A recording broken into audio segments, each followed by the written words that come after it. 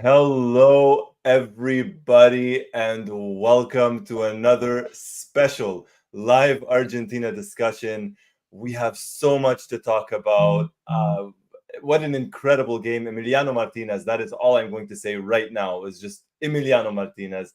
My name is Roy Nemer of Mundo Albiceleste.com. I am joined by Osvaldo Godoy, also of Mundo Albiceleste.com, and joined by everybody here in the chat. And as always, let us know where you're watching from.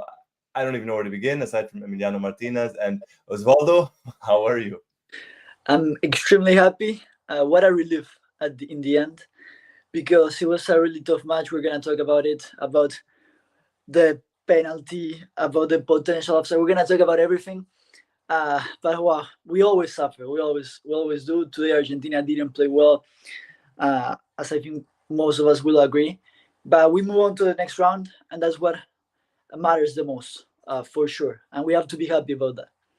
Very, very happy. It's not always about how you get there, but just get there, right? And this felt like one of those games. We did the preview about it yesterday, less than 24 hours ago, where we spoke about it and we said it was not going to be easy.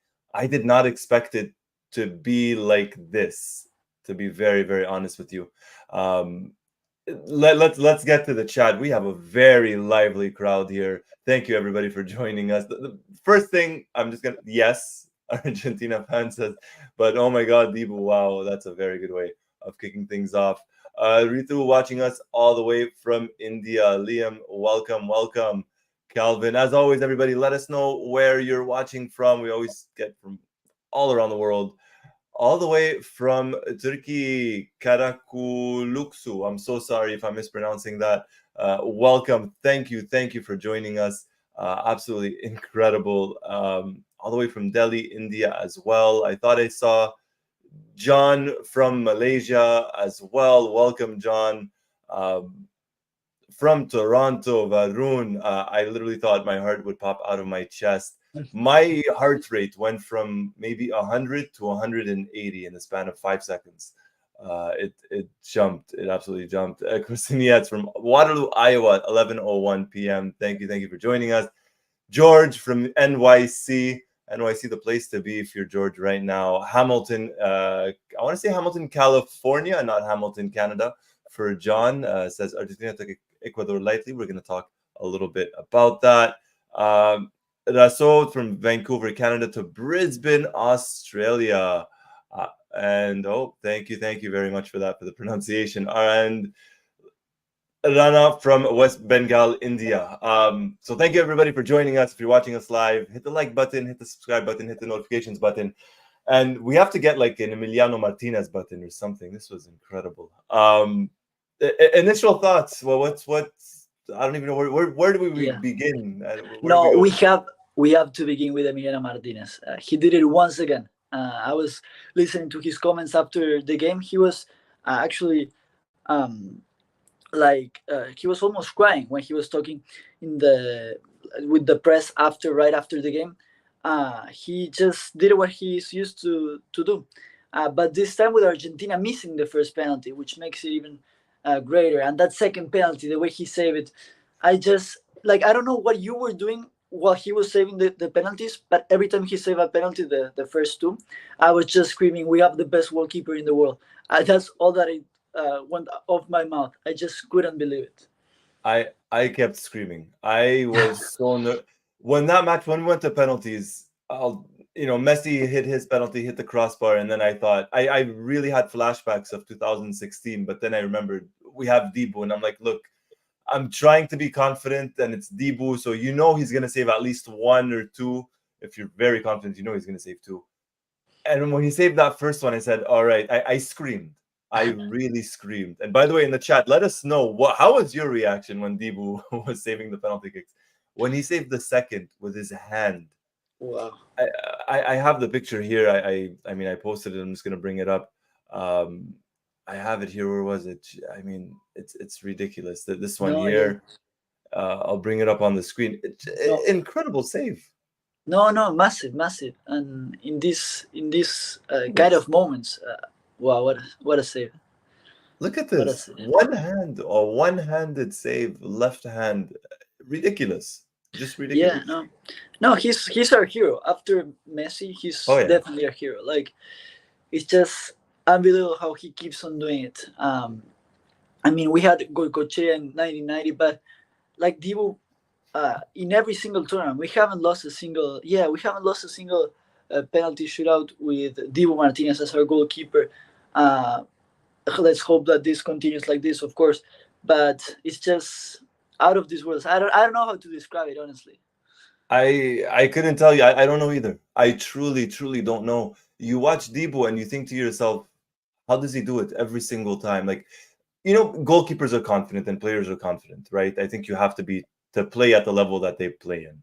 But for him to tell the players before penalty shootouts, I'm gonna save 2 penalty kicks, and then tonight telling them I'm not ready to go home, and to do that, like to say it is one thing, but to do it is an entirely other thing.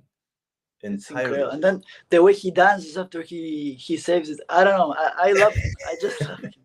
And something else that I was thinking about, how in I guess in Argentina, but everywhere when you play football, Yeah, the position that you don't want to be is as a goalkeeper. Usually is, oh, who doesn't want, like, let's rotate the goalkeeper. Someone goes to the goalie, and then because no one wants to be a goalkeeper. I think in Argentina, and maybe also in the world that is watching these matches of Argentina and Diego Martinez, you know how many people are wanting to be a goalkeeper in Argentina? How many people are buying the Diego Martinez jersey?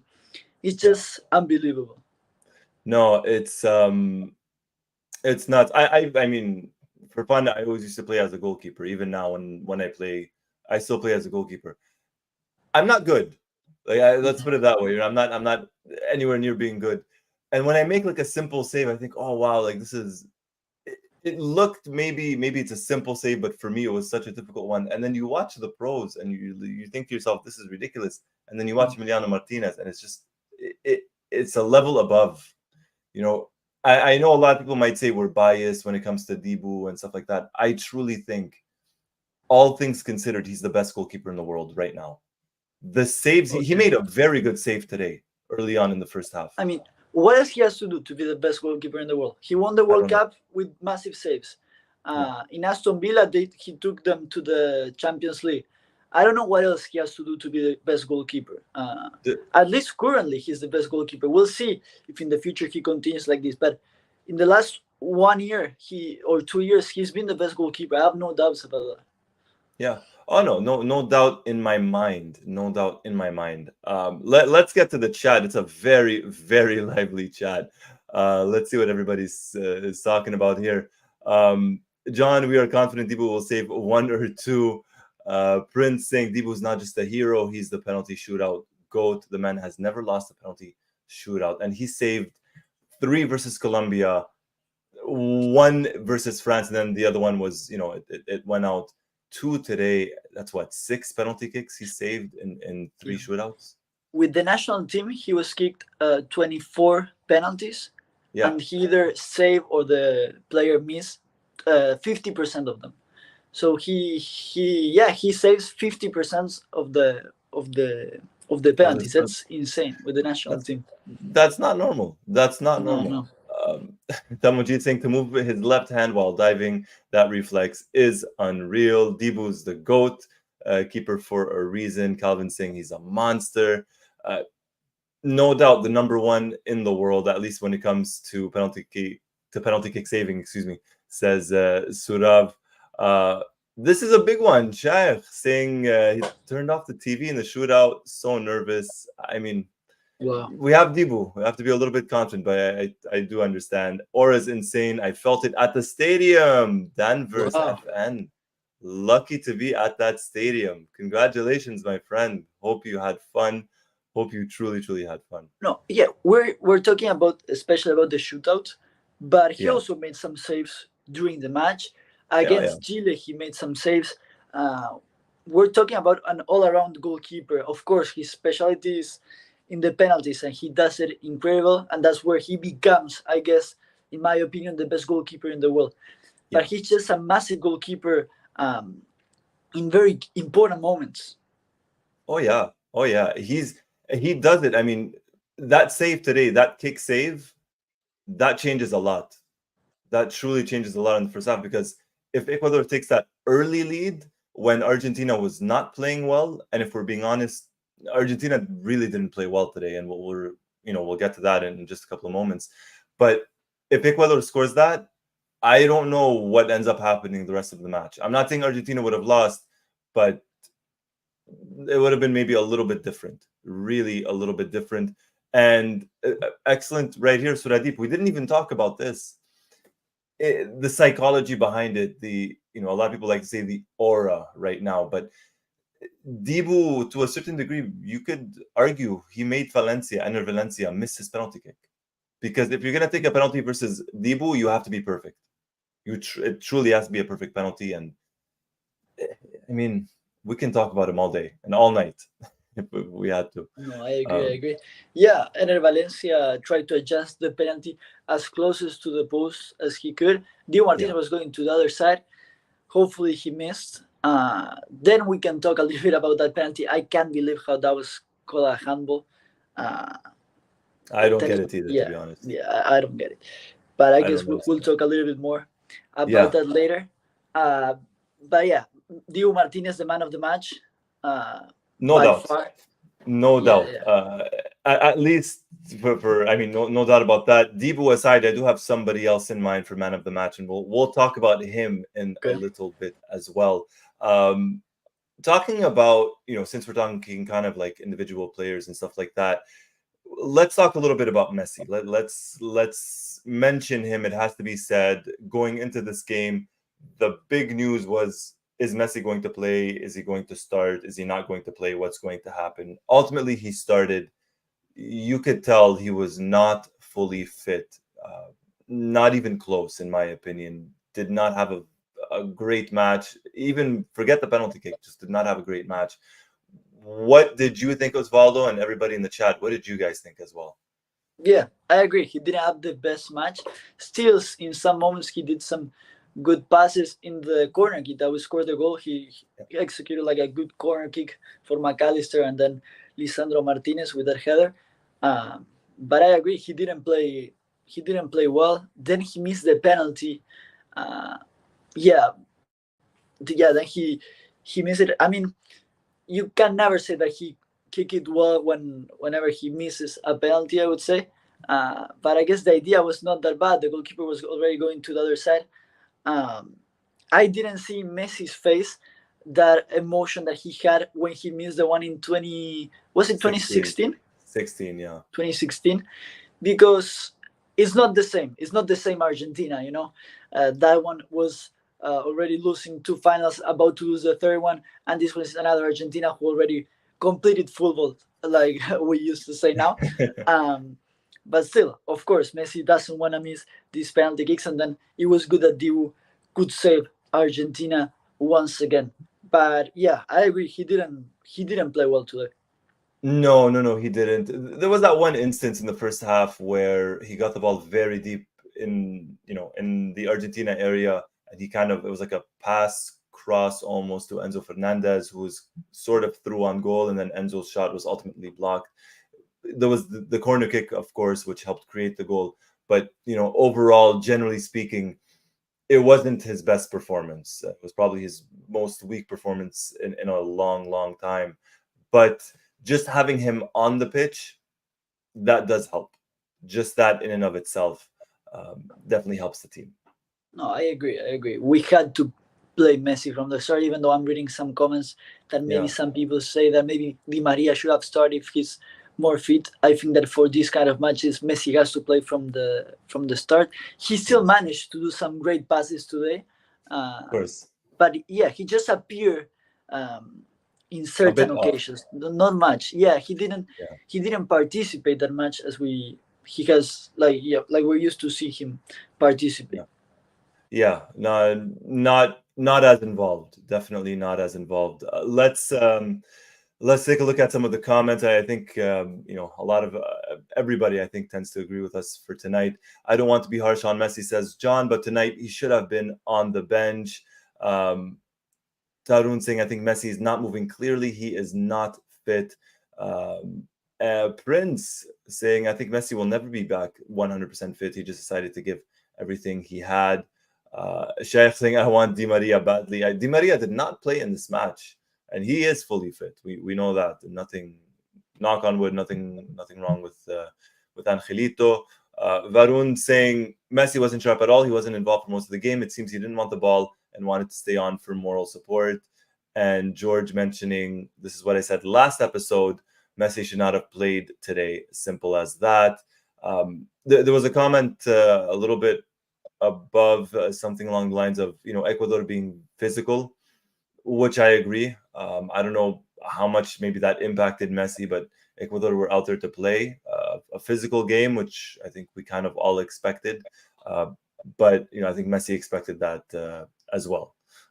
Yeah. Now we have 5 days until Tuesday. That is the semi-final between Argentina and either Canada or Venezuela, and we'll see. I think that Messi will play, but let's hope for him to um, to to to improve with his fitness in this couple of days. It will also be important to see if he trains with the full squad or he trains by himself. But he has some days to recover. Yeah, definitely. And let's not forget also Venezuela and Canada, in all likelihood, probably will not be as physical as Ecuador, at least in terms of game style. But who knows? You never know. It's Copa America. You never know what to kind of expect, to be honest. I'm seeing a lot of comments now in terms of the referee, and maybe we could take a couple of minutes here just to talk about the referee and something that you and I were talking about, Osvaldo, before we went on the air, the pitch. I know both teams are playing on the same pitch, so I'm not making any excuses. And at the end of the day, Argentina ended up winning. What did you think about the pitch, the state of it? The pitch was horrible. Then the players after the game also criticized the state of the pitch. I just think that that didn't collaborate for Argentina to play an ideal football. Even Diego Martinez mentioned after the game how he broke his cleats one more time in this Copa America because just by the way that the grass is I don't know, it's not good for the players' cleats, I would say. Um, but I would say that also that's one of the main reasons why Argentina didn't play well. Of course, there's a lot of things to work on. Ecuador played better than Argentina, in my opinion, not by far, but just play a little better, and Yeah. they play with the same pitch. So I guess they were smarter with playing some long balls, some counter attacks, and Argentina couldn't have the possession of the ball only maybe after the goal, after Argentina's goal. But overall, Argentina didn't play well. The referee, talking about the referee, uh, I don't think the penalty is a penalty. It's not. I don't think that's a handball. He has it here. Then I think Roy, I send you the Yeah, picture I'm, of I'm Rodrigo de bringing Paul. that up. I don't know what you think about it, Roy. Yeah, I don't think, to be honest, I don't think this was a penalty kick at all. If we're being honest, it looked harsh. It really did. Even the commentators I was watching, a couple of just I think the corner right before this, or a couple of minutes before, uh, where Ecuador wanted a penalty for something similar, a handball, and the commentator said if the Rodrigo de Paul penalty is a penalty, then that first one's a penalty. If you're not going to call the first, don't call this. This was a little bit harsh, in my opinion. Very, very harsh. Um, at the end of the day, look, Valencia ended up missing.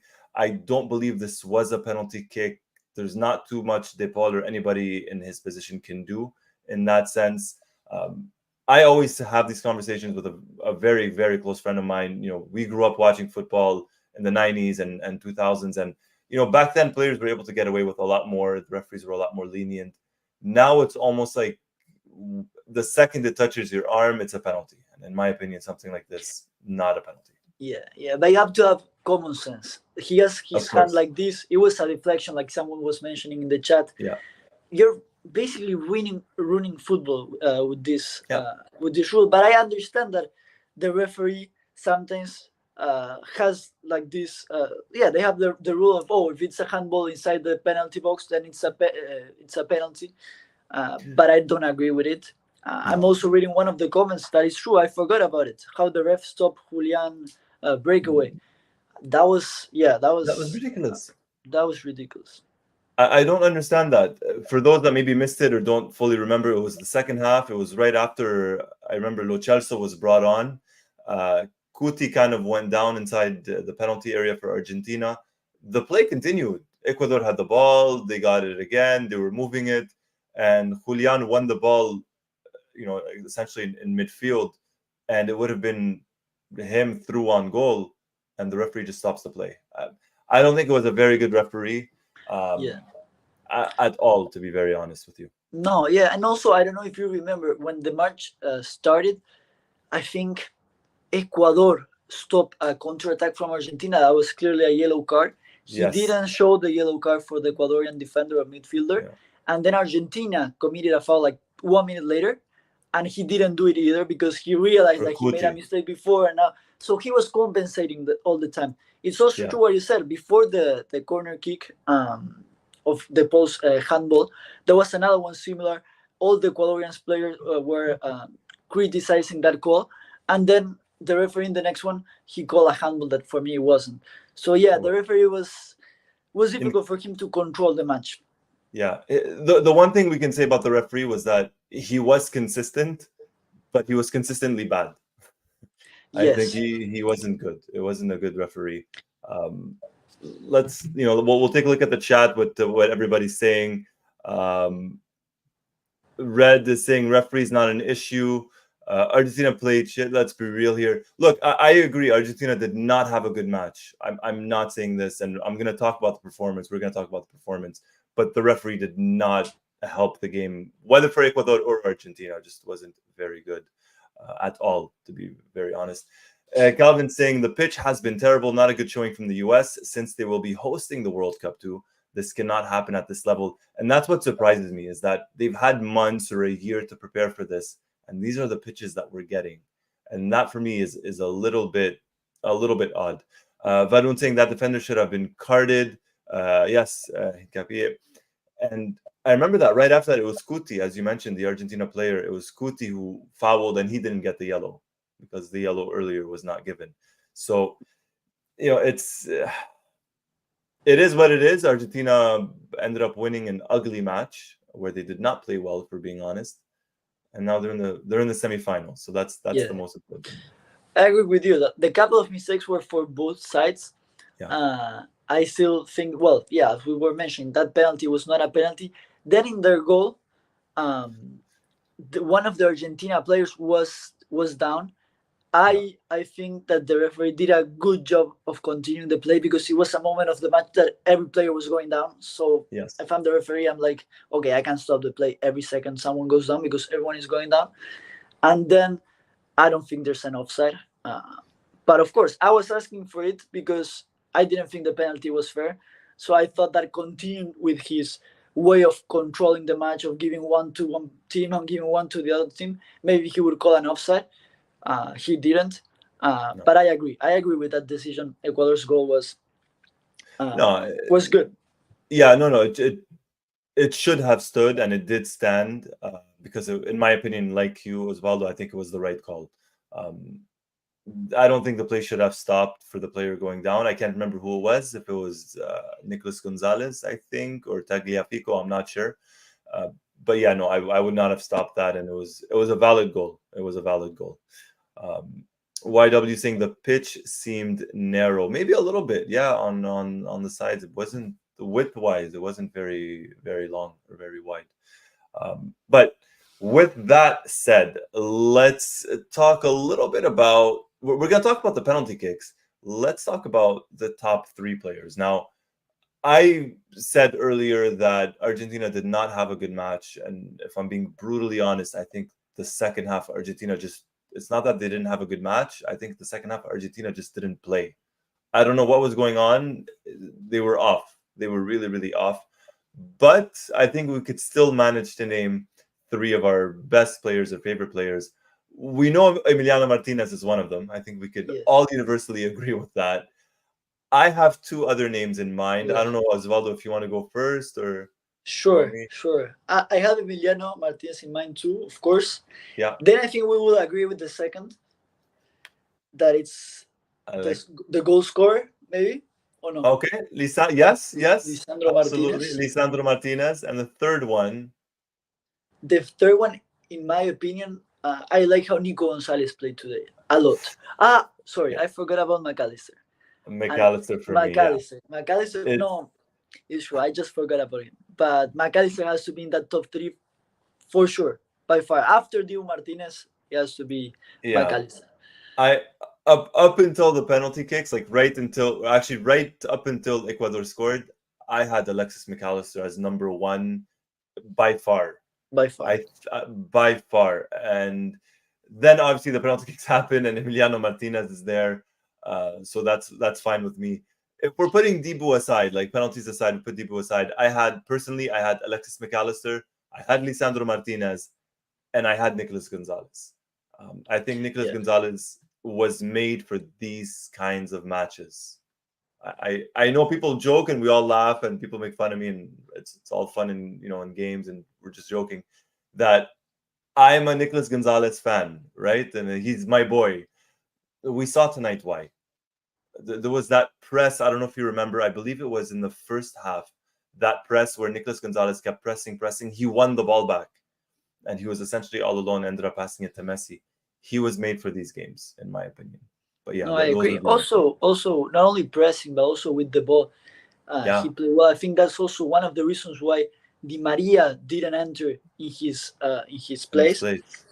Um, but yeah, I don't know how I was forgetting McAllister. I agree with you. Before Dibu saves, he was the man of the match by far. He even kicked the penalty so well.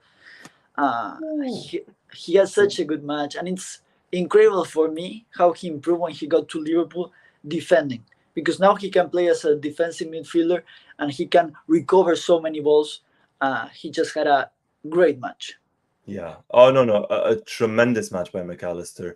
It's crazy to think that up until the World Cup, he wasn't really taken into consideration. He wasn't, I remember he had played the match versus Venezuela at La Bombonera in, I think, March of 2022. He didn't have a great game. I remember talking about that. And then the World Cup came and it was a different player altogether and hasn't been the same. Yeah, no, and today we're forgetting about his assist Yeah, to oh Lisandro my God. Martinez. That was incredible. That flick was nuts. It was nuts. Let's get to what everybody else is saying in the chat. Top three players. Tamuji saying Dibu, Lisandro, Molina. All right, a shout for Molina there. I didn't like Molina today. I didn't like him in the first half, to be honest. First half, I Yeah, thought not great, not great. Tarun, Dibu, Kuti, McAllister, a good shout for Kuti as well. Surah Deep saying Alexis, Dibu, and maybe Molina as well. All right, so Molina getting some deserved love, of course, getting some love in the chat. Varun, Alexis, Lisandro, Dibu. I mean, Caspian, Dibu, Licha, McAllister. Uh, I agree. I mean, the same picks as us essentially. Hash, same thing. Red or blue pill, same thing. Um, Shaykh says Alexis. Yeah, if it wasn't for Dibu, he would be my number one player. Suradip, Alexis, Dibu, and Licha, YW, same thing. Licha, Dibu, McAllister. Uh, it's I mean, we're getting four here, Tarun Dibu Kuti as well being thrown in there. Um, Red or Blue Pill saying Nico was okay, looks a little bit shaky, doesn't rate him too much. I mean, to each their own, I get it. He's not made for maybe every single match, but I think for today, he really, really was made for this match. Um, Chef saying Roy's boy needs to be more dangerous in front of goal. Yeah, he's lacking a little bit, but he makes up for it defensively. And Subic saying Dibu, Alexis Licha.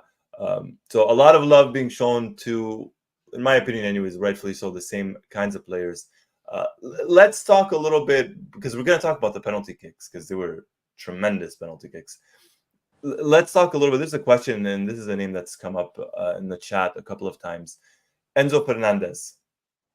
Um, what did you think of Enzo today, Osvaldo? he didn't play well. I think that if I have to rate him from 1 to 10, I would say probably 4 or 5. I don't think he had a good match. Um, he was just trying to sometimes pass it as a first touch, as soon as he was getting the ball. He wasn't very precise. Yeah. Again, it's not to mention the field all the time, but the field didn't help with his type of play. Um, I think that he can be way better what he played today. Yeah. No, I agree with that. I agree with that. He was, he was dispossessed several times, but dispossessed on his own. There was just bad passes. As you said, the pitch didn't help. So whenever he tried to play the ball or the kind of, roll it, it wasn't rolling properly. It wasn't getting to the players. At times it was overhit. At times it was underhit.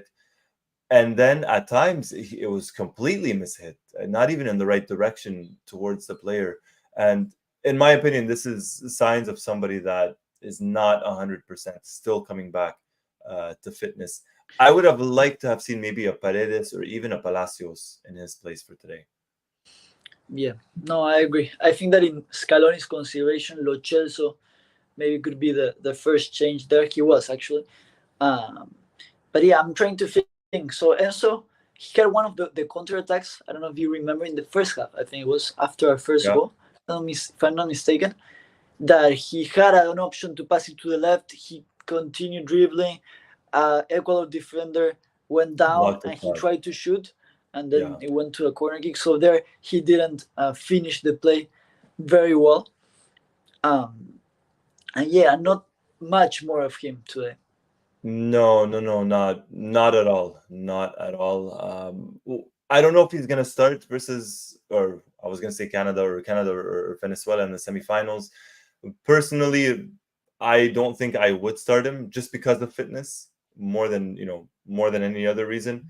And if you look at the bench, you have someone like Paredes who can easily slot in his place. You have someone like Palacios, who I thought played decent versus Peru. So Scaloni does have options. He certainly does have options. Yes, yeah. Um, Someone was mentioning in the chat, yeah, maybe to put Paredes and then McAllister, make him play a little bit higher in the field, where I think he can play even better than what he played today. yeah, And also with DePaul, that's an option that I'm sure Scaloni is gonna take into consideration. yeah. No, I think so too. I think so too. Tamajit Singh, why aren't we talking about Palacios? I mean, again, as I mentioned, I thought he played pretty well. I thought he was decent versus Peru, especially in the second half. Uh, I don't know. I don't know if he gets a chance in the semifinals. We'll see. Apart from McAllister, Sasura Deep, the midfield has not been the same level as they've been in the World Cup. DePaul is also maybe an exception for his role. Yeah, obviously, I think it's normal and it's fair to say maybe obviously the team is not performing as solid as they were at the World Cup, but to keep that performance up would be very, very difficult. Yes, And in yeah, my and we opinion, also this team to beat yeah we also have to say that I think today was the worst game of Argentina in this Copa America. Uh, in the by last far. three matches, we didn't concede a goal, and we were playing okay. But yeah, for sure, this one was the worst match of Argentina. Yeah, by far, by far. We were talking about this off air, Osvaldo, and I don't know if everybody agrees. Let us know down in the chat. But Argentina had that one match at this Copa America where they did not play well, and it happened to be versus Ecuador. Usually it's the opening match. This time it was the quarterfinal match. Luckily, they got the win, so they got that bad performance out of the way. I cannot see this team playing this badly Yeah, again for the rest of the tournament. No matter what happens in the semifinals, I don't see them playing this badly again. There's no way. yeah. No, I There's no agree. way. I agree. What I was trying to say was that it's not that Argentina is not playing well since the World Cup. We've been Yeah. playing really well. Today we Yes. just had a bad game, Yeah. but hopefully it's the worst game of this Copa America. Yeah. No. No. Exactly. Exactly. And these things happen. Every team plays badly. They have that one match. It happens. It happens. And yeah, and it's important to win, and it's important Of for course. your goalkeeper to be there, and hopefully we have an incredible goalkeeper. Yeah, and see that's something that people are always going to say when Argentina, let's say, would win or play well. They would say, "Oh, well, they have Messi." So if Messi, for whatever reason, doesn't play well or Argentina doesn't play well, Emiliano Martinez saves Argentina, and then people will say, "Oh, well, they got lucky. They have Martinez." It's almost like they just want to hate for no reason. These things happen. It's part of football, and sometimes you have that one player that saves you, and today it was Martinez. That's simple. Yeah, That's no, simple. I agree. And this Yeah, team got used to winning, to winning, yeah. to win these kind of matches. When Messi's not playing that well, we have players like McAllister, Who like step it up? Lisandro Martinez that scored the goal. Uh, yeah, today we scored from a set piece that usually Argentina are more used to score from, like a nice goal with a couple of passes. Today we couldn't like generate those occasions, but we scored. We scored from a set piece, and that's all Yeah, it matters. We're in the next round. yeah, and that's it. That's exactly it. That's exactly it. Let's get to the chat. Let's see what everybody is saying here. Calvin is saying it was a really poor performance. Even me expecting Ecuador to be a really difficult opponent, it was not good at all. Scaloni subs didn't make an impact. Need to be much better. Yes. Um, Tarun also talking about Scaloni. Scaloni got it wrong. I think he did. And I think that's okay to say. I don't think his substitutions were the best today. Side note, a big welcome to Gorab from down under, all the way from Australia. So thank you for joining us. Javier as well says good morning. Good morning, my friend. Thank you for joining us as well. Javier saying, terrible game from Argentina. In Dibu, we believe. Yes, in Dibu, we trust. Yeah, Absolutely. What one thing, and now Ayman saying the subs scored the penalties. This is something I want to get to actually. It's the penalty kicks, and I was thinking about this after the 90 minutes. I thought, okay, who is going to take the penalties? We know Messi's going to take one. We know Alexis is tremendous, excellent at penalty kicks. We have Montiel as well. In my head, I was trying to think, is Alvarez going to be that fourth penalty kick taker, so to speak? Because, with City, his penalties are not, he scores them, they're well placed, but you think to yourself, I've never really seen him take one for Argentina. What a penalty kick, and we'll get to that. When Messi missed his penalty kick, and everybody as well, of course. What did you think, Osvaldo? yeah. I couldn't believe it. I don't know why. Always, every time Messi is about to kick an important penalty, I think even more nervous than he gets. Not only because of Argentina, because of course we're all Argentina fans, but when it comes to Messi, we all know the pressure that is on him. We all know that there's gonna be a lot of haters that is gonna point at him in case he misses. Yeah, And when he did, I just couldn't believe it because I don't remember how many times Messi did a panenka in a penalty shootout. It was very incredible for me for him to do it in the first penalty, because if yeah. it's the last one, I don't know, it's more logical. I was just I couldn't believe I, it. I couldn't believe when he hit the crossbar. I just couldn't believe it. yeah, I was not expecting the Panenka. He's taken Panenkas before, but I believe it was for Barcelona. I don't think he's ever done a Panenka. Maybe he has for Argentina, but I can't remember right now. When he was doing it, and I saw the goalkeeper dive, and the ball was in the air, I thought, okay, good. And then it just kept going higher and higher, and I thought, no, wait. And I hit the crossbar, and I said, no. I really had flashbacks to 2016. I know I'm not the only one that had flashbacks to that, especially considering it was in the United States as well. But he missed it. And then Dibu. I mean, that save, the jump, when he saved that, I thought, okay, we're in this. Of course, we're in this, but we're in this. No, I agree. He did the saves in key moments because Yeah, after Messi missed that penalty, you have to save the next one because if not, it's Ecuador 1-0 up, and then it's everything way more difficult. Um, but he was just enormous, enormous. In yeah. the first one, in the second one, well, between those, the first one and the second one, it was Julian Alvarez, who I agree with you. He kicked it so well because the goalkeeper went there, but the ball was just so close to the He post and so high that he couldn't get it. he was, I was not expecting that penalty from Alvarez, and I heard the commentator say that the goalkeeper is 6'5", and I mean, I'm 6'5" or just a little bit taller, and I have a long wingspan, and that goalie had a long wingspan. That was a perfectly placed penalty kick. That I was not expecting that at all. When he took that penalty and I saw the ball going that side and I saw the goalkeeper go that side for that, split millisecond, I thought it's going to be a great save. But Yeah. the placement, unstoppable. Yeah. Unstoppable. Yeah, a key penalty that Julian Alvarez, made it in, because if not, it was gonna be again the same, the first penalty kick to be missed, and then the player from Ecuador, the second penalty, again, Diego Martinez going to the same place, and how he, I think we talked a little bit about it at the beginning of the live, but again, enormous. A massive save. Single hand, left hand, going the right way, jumping to the right. I mean, going the right way. And to have, going the right way, touching the ball is one thing, but having enough power in your wrist to save that and to keep it out, especially a single hand, that takes power, that takes strength, and he has it.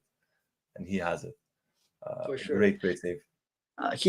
He motivates the team during the penalty kicks in an incredible way, because, as you said, he first tells his players that he's gonna save at least two, then he actually does it, and then he dances like showing, "Hey, I'm here. We're not gonna lose. There's no chance." And it's very difficult for you as a teammate not to love him and to go and kick your penalty with a lot of confidence.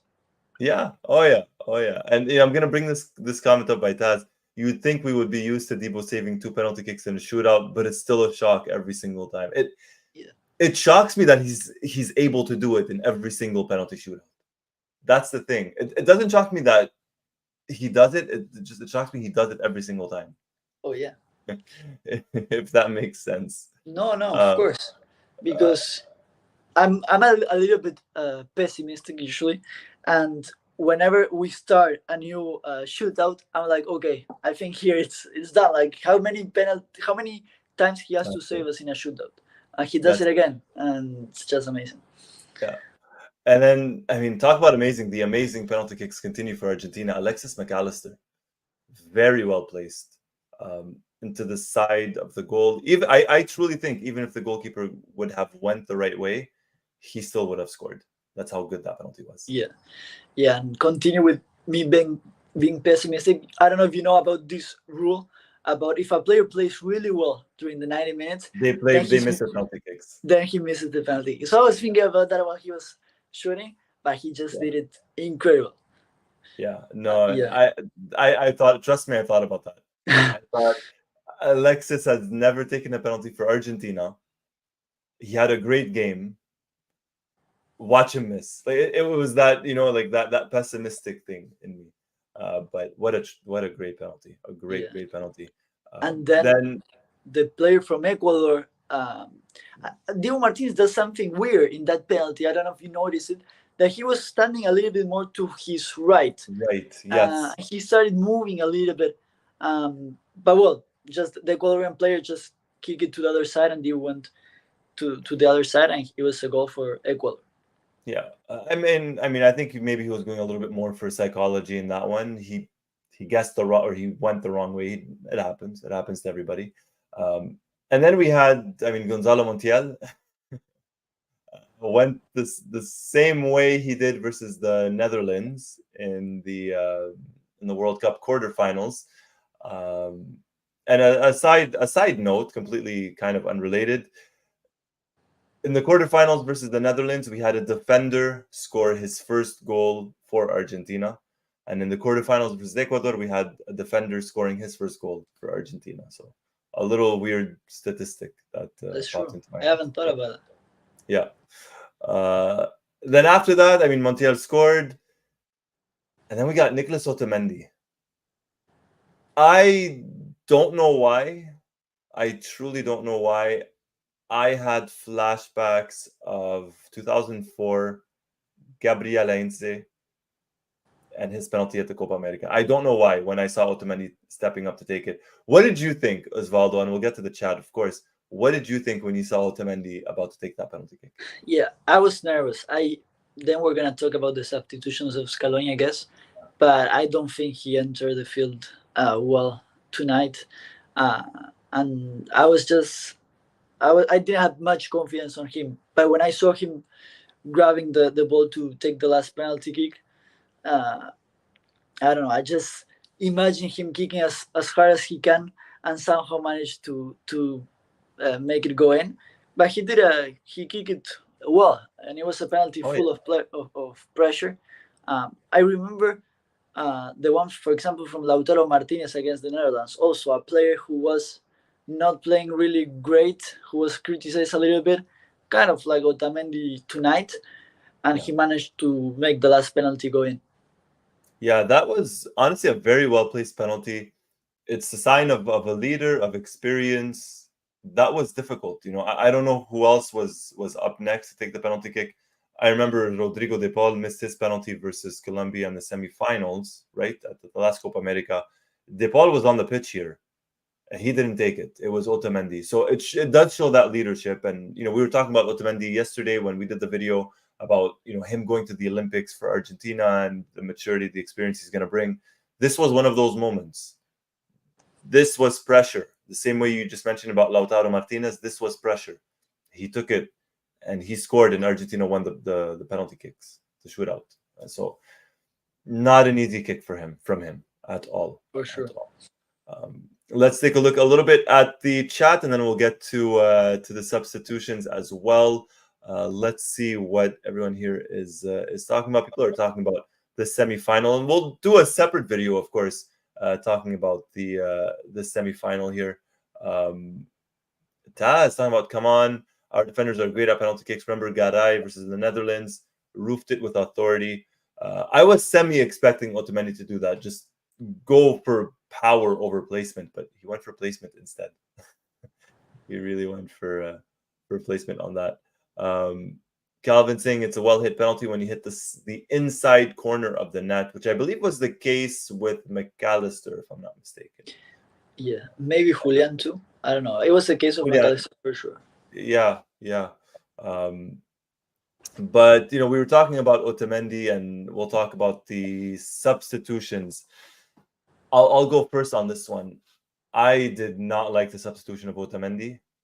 I kind of understood it. I didn't like it. And I might be a little bit harsh. I really, really did not like the substitution of Lo Celso. I don't think that's what the team needed at the time. I thought they needed a little bit more energy. And I was hoping to see Palacios or someone that can control the game maybe a little bit better, like a Paredes. I don't think Lo Celso's had a very good Copa. And we've seen it. Scaloni's really trusted Lo Celso at this Copa America. Fair to him. I wasn't a fan. I don't know what you think, Osvaldo. I didn't like it today. Yeah, I agree. I think that it's always weird first when you substitute a center back. It's not a common substitution because it's not easy to enter into a match like this and be a center back, which is such a hard position when there's a lot of pressure. I didn't think Otamendi did really well. And then Lo Celso, I agree. For some reason, Scaloni thinks that as a substitution, Lo Celso is better than Paredes, than Ezequiel Palacios. I agree. I don't like him how he played today. Yeah. But it's also true that sometimes, even as a substitute, he would play well. The fact that he's not having many minutes in Tottenham not always means a lot. I remember him against Brazil in the qualifiers. He did a really good game. He was not having many minutes in Tottenham either. But yeah, for sure it's weird how Scaloni has him in consideration more than someone like Ezequiel Palacios, who had a great season with Bayer Leverkusen. Yeah. No, exactly. That's been the odd thing for me. I mean, we've spoken about this in the past. Scaloni sees them training every day, so obviously he sees a lot more than what we see. But I'm hoping we get maybe different substitutions in the semifinals. Whether it's Canada, whether it's Venezuela, just different substitutions. Whether it's Paredes or Palacios.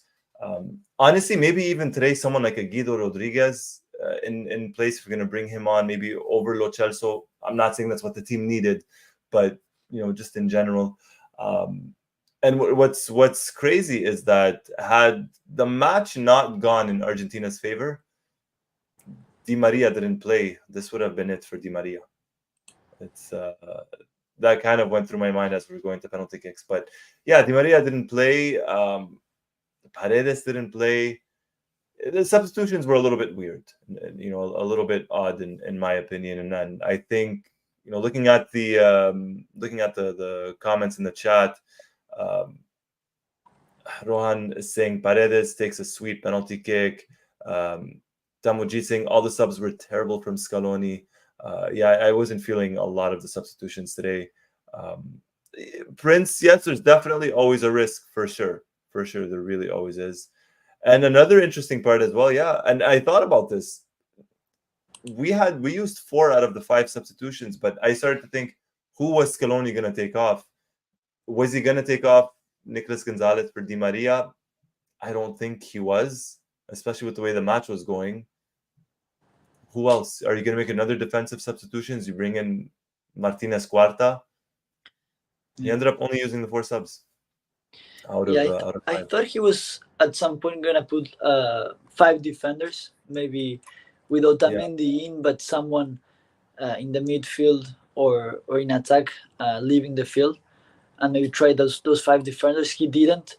I also think that he put Julian Alvarez in so he can defend better, pressure more, because Ecuador was having the ball, was generating the occasions, and the truth is that we needed more players to basically run and chase the Ecuadorian players. Yeah. Oh yeah. And this ties into the question Jaco Taco is asking. The team needs to work on closing out games. How many times are we going to allow teams back into the matches? I think the substitutions today played a part in Ecuador getting back into the game, because even before the substitutions, Ecuador was slowly growing. They were creating chances, especially in the second half. And I think with different substitutions, maybe we could have gotten a second goal, or maybe we would not have conceded. But I think the substitutions did not help today in terms of allowing Ecuador back into the game. Yeah, I agree. There's something that I really didn't like today, was the passiveness, especially in the second half. I agree with you. I think Scaloni could have made better substitutions, even a little bit earlier. I think his first substitution was in the minute 64 when Julian Alves entered in place of Lautaro Martinez, and then it was in the minute 77, the second one. Sometimes, and I remember thinking about that in the final against France, how he didn't make the substitutions, in my opinion, when he had to do them, and sometimes he takes an extra couple of minutes to make the substitutions. Yeah, they were definitely off today. But I think, as we mentioned earlier, this was obviously not a great performance by Argentina, probably the worst in a long time and the worst at this Copa America. We've said it before, at least it happened, and Argentina were able to get away with the win. I don't expect them to play like this in the semifinals, no matter the opponent. I'm not saying the semifinals will be easy, absolutely not.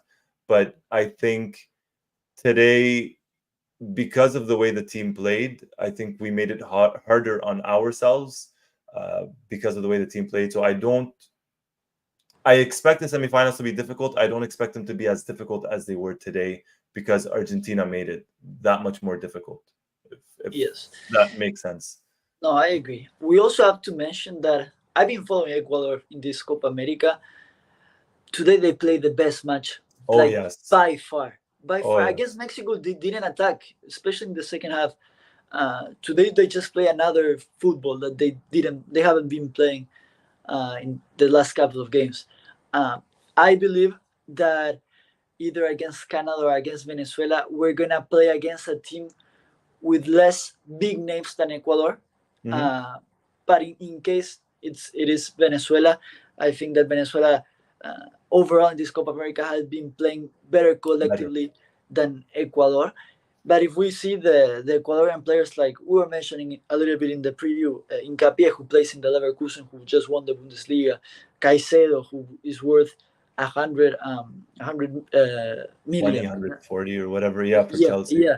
Kendry Páez, who's only 16 or 17 years old, but he has a great future, and Ener Valencia. We're talking about really, really good players that play in Europe. Of course, if you compare it to our team, I think we have those kind of quality in every single Everywhere. position. Uh, but the truth is that I think that we play against a team that had, until today, they had better names than a collective play, and Yeah. today they were just the the best team they could be. Yes. And to add to that, and I do agree, to add to that, I think individually, Ecuador has a better team than Venezuela Oh, yeah. and Canada, but I think collectively, Venezuela has a better team or is playing better collectively than individually, if that makes sense. So I am expecting a difficult match, obviously in the semifinals. I don't expect it to be as difficult as today because I think Argentina really made it that much more difficult than it should have been on themselves. And yes, Ecuador played easily their best match of the tournament, easily, because they could have lost versus Mexico by more than one goal, even. They did not play well in that match at all. At all. The semifinal is on Tuesday night, and that one is at MetLife Stadium in New Jersey, so the same venue where Argentina played Chile. Hopefully, the pitch is a little bit better by that time, but I don't expect it to be, not at all. Um, any final thoughts, Osvaldo, before we close things up? Yeah, I hope the same. I hope the field is in better condition. I think today was the worst condition. It was just very evident to see the images.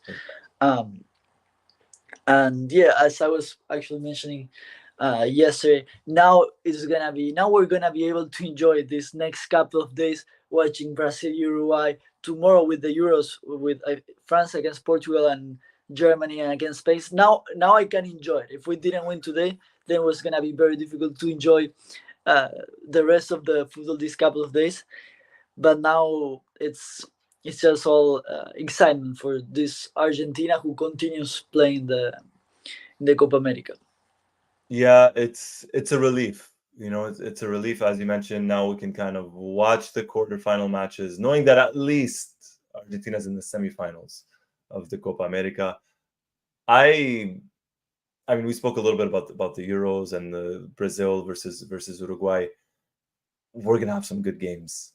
We're gonna have I think every match this weekend is definitely worth watching for many different reasons, and it's good that we're able to kick things off with an Argentina win and a place in the semifinals, in my opinion. Um, on that note, I do want to thank everybody for joining us. We had a packed house today, as we always do, from all around the world. Love the comments, as always. Hit the like button if you haven't already. Hit the subscribe button if you haven't already. Hit the notifications button if you haven't already. We had a contest that was running up until today, the deadline. We are going to announce the winner shortly. And that contest was for a Lionel Messi jersey giveaway. So if you entered, keep your eyes peeled. Maybe you might have won. We're gonna announce the winner shortly. On that note, my name is Roy Nemer of MundoAlbiceleste.com. I am joined, as always, by Osvaldo Godoy of MundoAlbiceleste.com. Osvaldo, it's safe to say maybe Monday night we do a preview? Maybe? Yeah, sure. Yeah. All right. Let's do it. Let's do it. And hope everybody gets to join us as well. On that note, thank you everybody for joining us once more and take care until next time. Take care, everybody. Bye.